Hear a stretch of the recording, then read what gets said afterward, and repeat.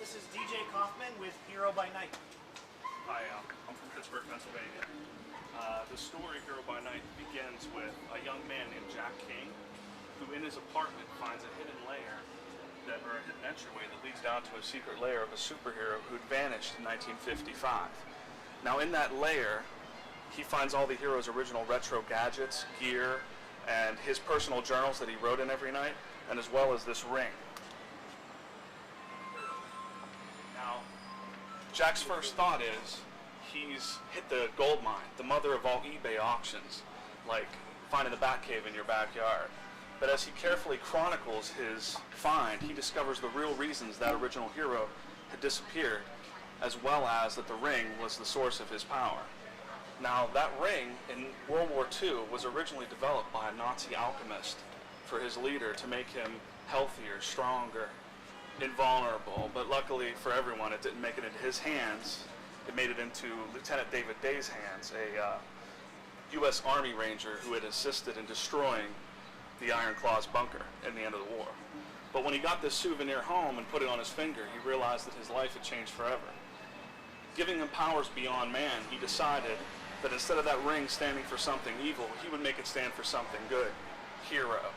So for over a decade, spanning some 4,000 nights written in his journals, he became the hero by night, protecting the innocent and punishing evil wherever he could find it. And now, it's up to Jack King to decide whether he should cash in on this find, or will destiny lead him to become the next hero by night. That's it in a nutshell. The original hero didn't have a day job because he was retired from the military. The new guy, you know, whether he does become the hero or not, actually has like a business degree and never uses it. His dad owns a bunch of old tenement buildings, and he never really wanted to get into management, but then he finds this, and all of a sudden, you know, suddenly he wants to own and operate this building. But so that's, you know, pretty much, you know, handiwork around the building and stuff like that. Is he just kind of like an underachieving slacker kind of guy? Sort of, you know, one of those guys that went to college and has a degree, doesn't know what to do with it, doesn't really want to get into his dad's business, that kind of thing. And how do you envision the flashbacks? In the comic, I envision them like with sepia toned, like a flashback, like old, you know, giving an old school feel, showing the actual journal entries of the hero, showing what happened. You know, as that unfolds, you know, first this guy thinks maybe he should just make $1 million selling the stuff, but then as he uncovers it, you know.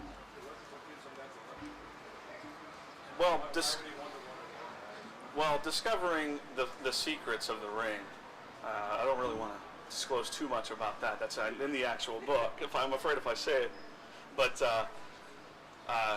when he discovers the actual secrets, he decides, you know, maybe I should. This is dangerous. He fears for his own life, so he decides, you know, I shouldn't sell this. So one of the plots in the original book is, in the actual plot of the book, is he goes to auction this item through a friend anonymously. And the people that buy the ring are the Iron Talon group that originally made the ring, and they want to find out, you know, where that ring came from and things like that. So if you found a magic ring in your apartment, would you wear it and become a hero? You know, if it gave me superpowers, yeah. Yeah. What are the powers that he gets? I would also auction off some of that stuff so I didn't have to have a day job, you know what I'm saying? You mentioned Batman. Why isn't this guy Batman? Well, he's got, I kind of give this project elements of all the old school things that I liked when I was a kid. Like, it's got the Batman, the power rings and stuff like that. I just gave it sort of a hint so that old comic fans can enjoy it, but like new kids can get this, you know. What are his powers? The ring's like a almost like it gives him strength, invulnerability, almost like the unbreakable power from Unbreakable, kind of thing like that. But it's also like a battery that charges you up.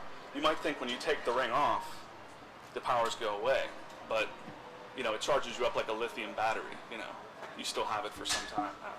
I think this feels like a real pitch, really laid out in code. It's similar to some things that are out there, and I question that if he's invulnerable, what his weaknesses might be. Yeah. I think that'd be something you really want to work out. Right. I think down the line, this could be a very good thing. I think the layout of the page is good, and I think we'll all discuss it. Okay. Thank you.